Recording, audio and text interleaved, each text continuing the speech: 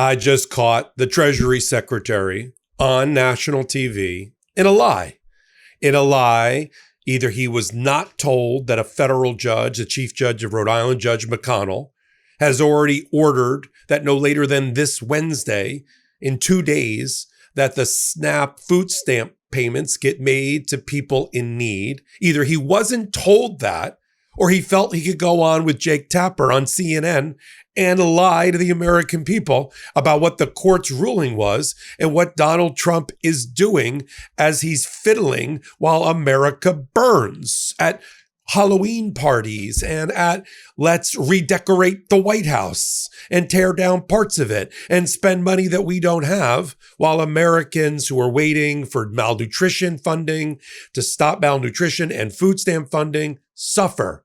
So it's one of two things for Scott Bessent, the Treasury Secretary. He either was not given a copy of a very short 5 or 6 page decision by Judge McConnell, the Chief Judge of Rhode Island, that just came out yesterday, a day before he went on national TV, or he's lying to the American people. I'm going to let you be the judge of it here on Monday morning on Legal AF. Now, I reported earlier, this is a follow-up, that Judge McConnell, one of 2 judges, Judge Talwani in Massachusetts, Judge McConnell in Rhode Island, who both addressed the same issue of whether they would order the Trump administration to use $6 billion worth of contingency funds to pay the $8 billion necessary to fund November payments.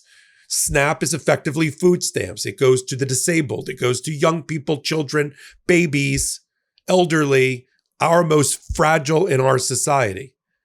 Now, of course, Donald Trump wants his cake and eat it too, in a classic Marie Antoinette moment, because he wants to claim that he's helping the suffering of the American people while he parties at Mar-a-Lago and plays golf on the taxpayer dime. But Judge McConnell's not having any of that. In fact, Judge McConnell trolled the Trump administration. What happened is there was a hearing on Friday, and Judge McConnell from the bench entered the temporary restraining order ordering the funding. That's in contrast to Judge Talwani, the judge in Massachusetts, who ordered that by today, the Trump administration provide how they're going to use agency action to make the payment rather than ordering the funding directly. Judge McConnell said, forget that. Get the payments made no later than Wednesday, and I want to know by noon today, and I'll have an update report on Legal AF Substack. Judge McConnell wants to know noon today, what is the payment process that's going to be used. And he trolled the Trump administration because the Trump administration decided to file an emergency motion on Friday the 31st, on Halloween, emergency motion to reduce the court's oral temporary restraining order to writing, because they don't like things being, even though the judge has the right to provide from the bench a temporary restraining order, and it does not have to be reduced in writing. The Trump administration got caught in this problem once before when Judge Boasberg in D.C. about turning the planes around from El Salvador to stop taking people there illegally in violation of due process. They claim, well, it wasn't reduced in writing till hours later. So now they want everything reduced to writing, although it doesn't have to be. But here's what they said that Judge McConnell then used to issue his order and troll the Trump administration. And also tell you about the shape and contour of the order that's so smart by McConnell for a potential appeal. Defendants this is what the Trump administration told the judge in demanding that he put in writing his temporary restraining order on Friday. Defendants are expeditiously attempting to comply with the court's order while also considering whether any emergency relief is required. Given the operational difficulty set forth in they filed an affidavit from somebody in the SNAP program who said it's going to be really hard to come up with partial payments. Clarity as to the court's ruling, they write, is critical to ensure that defendants can comply with the court's order while avoiding any operational collapse as described in that declaration. Like, it's so hard. Just take 2/3 of the just take 3/4 of the payment and make the payment 6/8. I mean, this is basic fractions, is it not?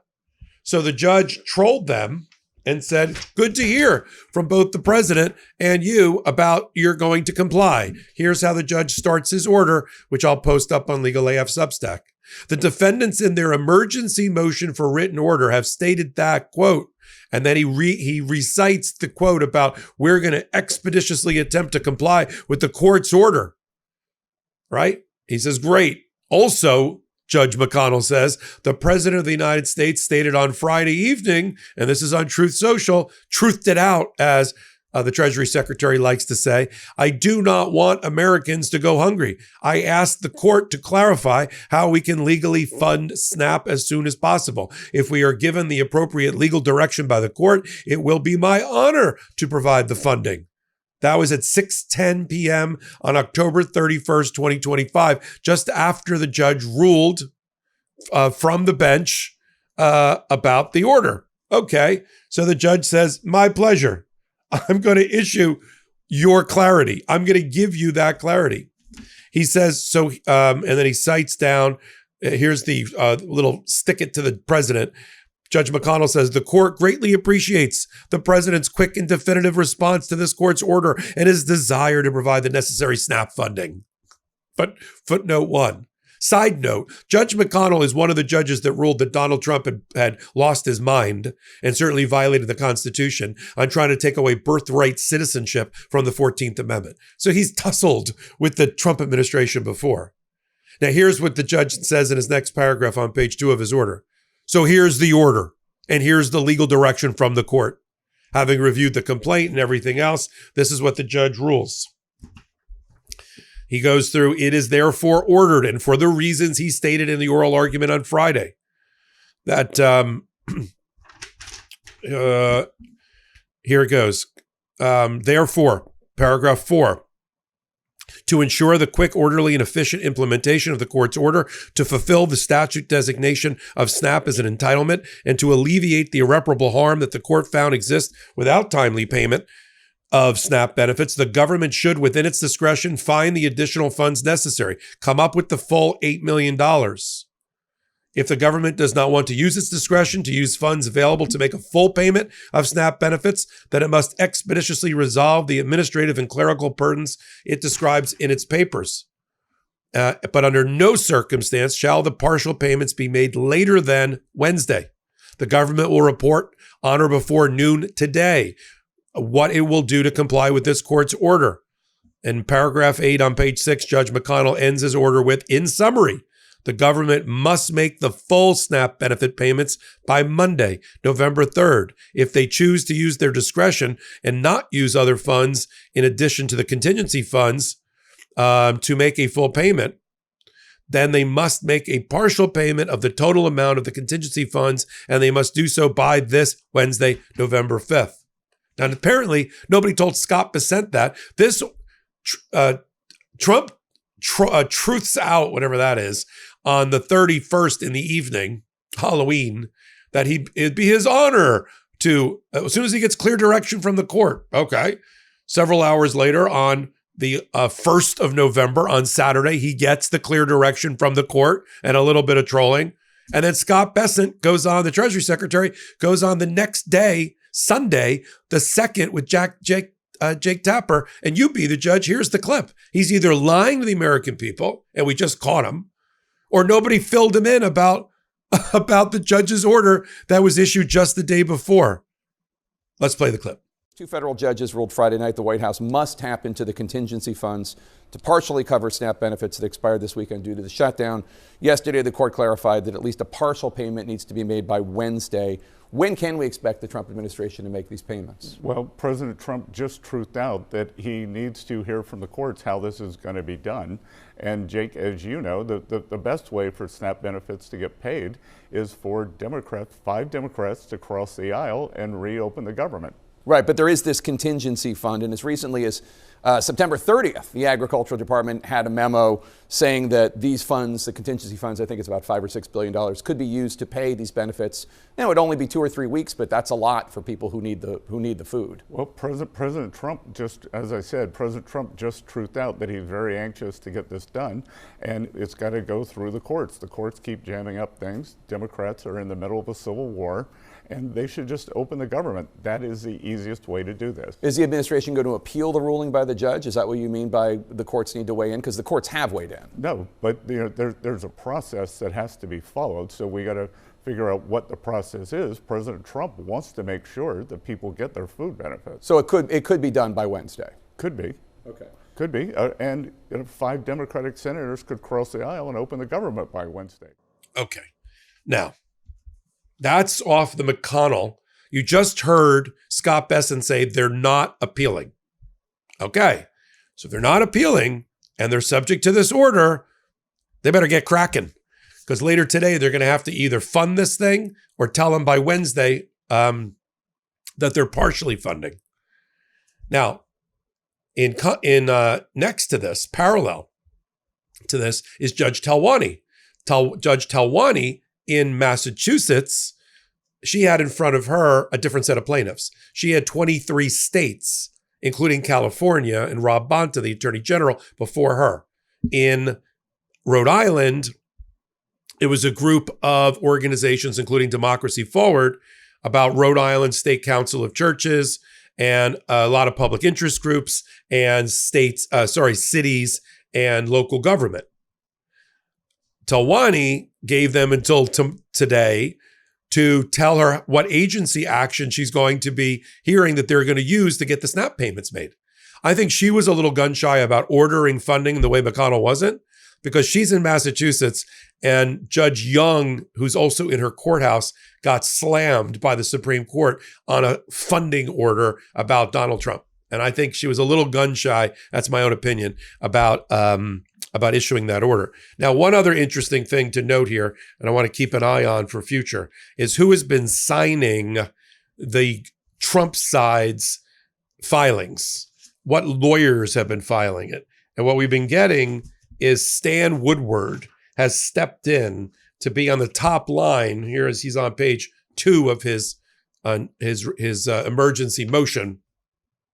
Now, who is Stan Woodward? Because I want you to keep an eye on him as we move forward with Legal AF. He's the Associate Attorney General. He's the number 3 in the Department of Justice. It's Pam Bondi, Donald Trump's former impeachment lawyer, used to work for Governor DeSantis as Attorney General. Number 2, Todd Blanche, who is the lead trial criminal defense lawyer for Donald Trump on all of his criminal cases, including that resulted in the immunity decision. Stan Woodward was a MAGA lawyer who represented 2 co-defendants in the Mar-a-Lago case and lots of Jan 6ers who got brought in because MAGA wanted them. People like Laura Loomer got in to be the number 3 after Emil Bovee, who was the prior number 3 and Donald Trump's criminal defense lawyer personally, got elevated to the 3rd Circuit Court of Appeals as a judge. And number 4 in the Department of Justice is John Sauer, who we're going to hear from on Wednesday in a huge Supreme Court hearing about the tariffs, who is Donald Trump's lead criminal appellate lawyer. So when you have all these Trump lawyers who are still Trump lawyers, you know, whose business do you think they're doing? What honest service do you think they're providing? For Donald Trump or for the American people? Having just heard from Scott Bessent, the Treasury Secretary, he either lied to the American people or he is woefully ill-prepared to give testimony and give interviews on CNN. I'm going to continue to follow you. See how fast-breaking this is. We got so much to cover on Monday. You've got to, today, you got to be here on Legal AF. We have, just to run down Monday for a minute as I end this hot take. Judge Curry, federal judge in South Carolina, has ordered that today the grand jury transcripts and all documents related to Lindsay Halligan prosecuting Letitia James and James Comey be delivered to her chambers for her review. That's today. Today, Judge Talwani has ordered that the Department of Justice turn over a plan to make the SNAP payments, while Judge McConnell has given them between Monday and Wednesday, today and Wednesday, to do the exact same thing. You see how this is all sort of coming together here? This week is going to be supremely busy. And as we're still waiting for Judge Immergut in Portland, who just held a 3-day trial about the use of the National Guard in Oregon, whether it's illegal or not and unconstitutional or not. She's going to be issuing her order.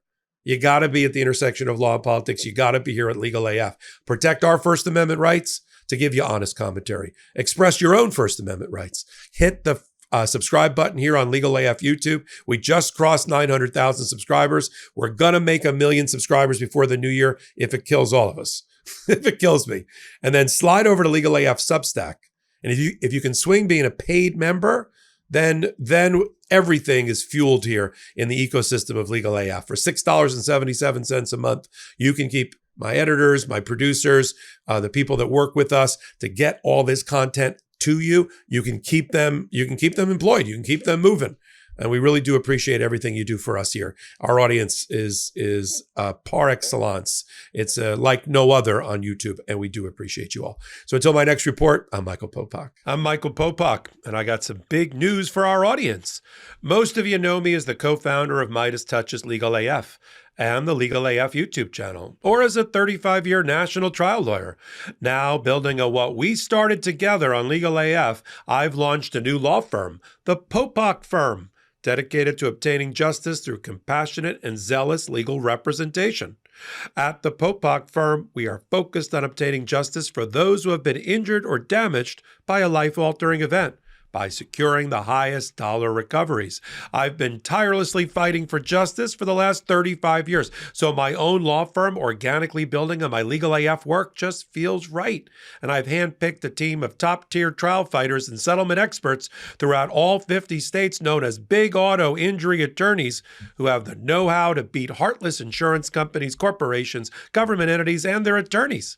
Big Auto's attorneys working with my firm are rock stars in their respective states, and collectively responsible for billions of dollars in recoveries. So if you or a loved one have been on the wrong side of a catastrophic auto, motor vehicle, rideshare, or truck accident, suffered a personal injury, or been the victim of medical malpractice, employment harassment or discrimination, or suffered a violation of your civil and constitutional rights, then contact the Popok Firm today at 1-877-POPOK-AF or by visiting my website at www.thepopokfirm.com and fill out a free case evaluation form. And if we determine that you have a case and you sign with us, we don't get paid unless you do. The Popok Firm, fighting for your justice every step of the way.